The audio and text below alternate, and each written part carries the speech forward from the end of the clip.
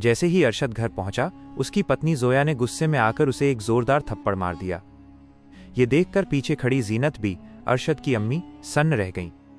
उन्होंने जैसे ही अपनी बहू का हाथ उठते देखा, वे गुस्से से कांपते हुए ऊंची आवाज में चिल्ला पड़ीं, अरे तुझे जरा भी शर्म नहीं आई अपने शौहर पर हाथ उठाते हुए?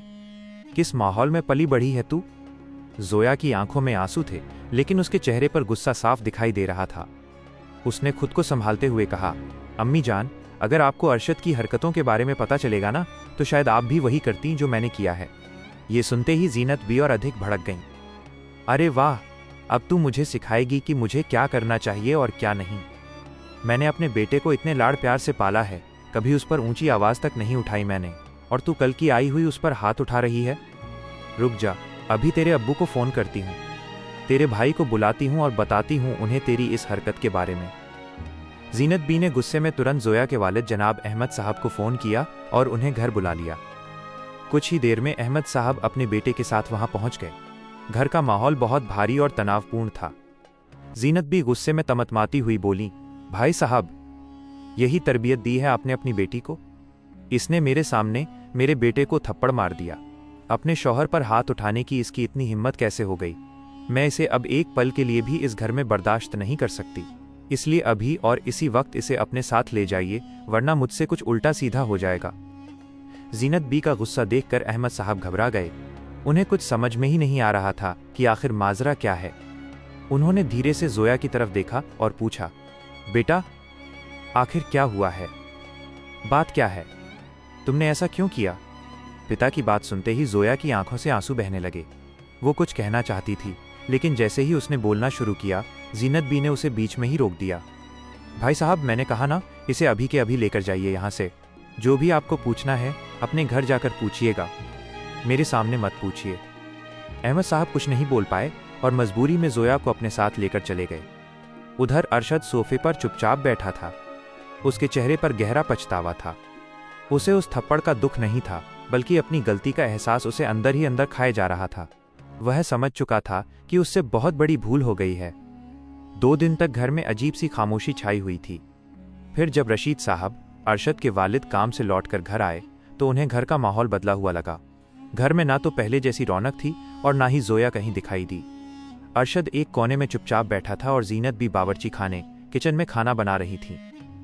रशीद साहब रसोई में गए और बोले, अरे जीनत, तुम खाना बना रही हो? बहू कहाँ गई और अरशद इतना उदास क्यों बैठा है?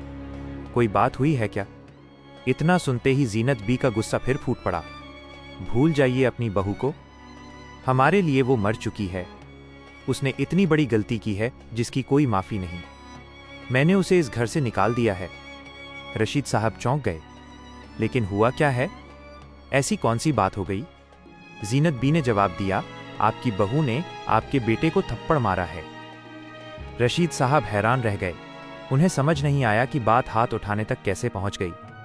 उन्होंने जीनत बी की बात सुनी और गंभीर होकर बोले, मैं इतना जरूर जानता हूं कि कोई भी बहू यूं ही अपने शौहर पर हाथ नहीं उठाती। जरूर कोई बहुत बड़ी बात हुई होगी। जीनत बी ने अपने बेटे का पक्ष लेते हुए कहा, लड़का है, दोस्तों के साथ बाहर जाता है, कभी थोड़ा बहुत ऊंच नीच हो जाए तो क्या फर्क पड़ता है? इसमें हाथ उठाने वाली क्या बात थी?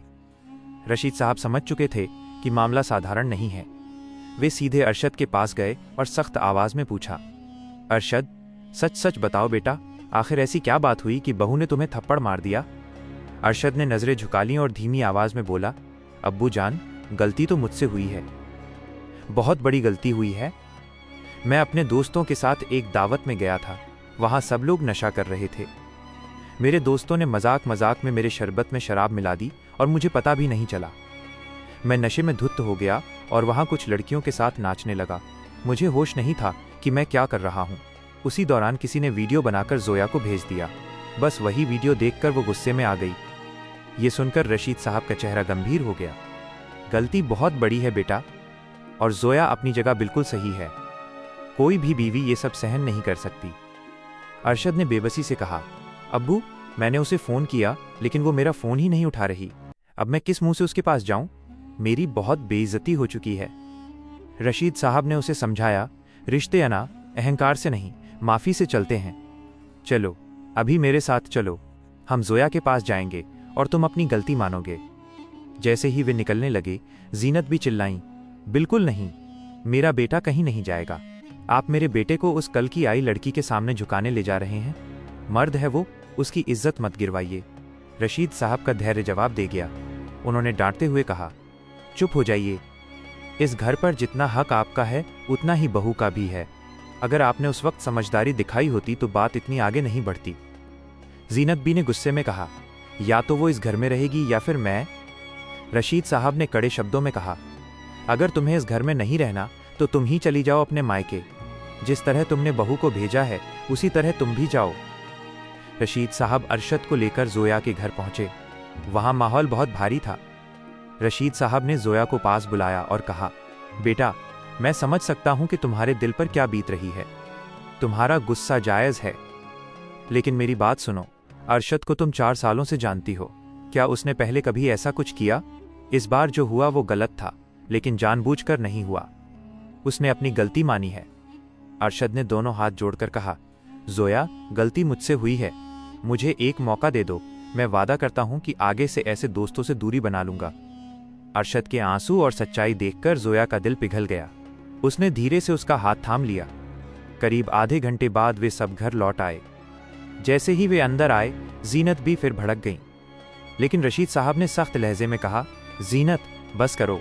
अगर तुम्हें इस घर में नहीं रहना तो तुम अभी जा सकती हो। जीनत भी पहली बार अपने शौहर का ऐसा रूप देखकर सन्न रह गईं। उन्हें डर लगा कि अगर बात बढ़ी तो उन्हें घर छोड़ना पड़ेगा।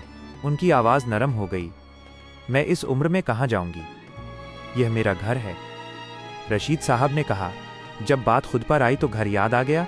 बहू को निकालते समय ये नहीं सोचा था।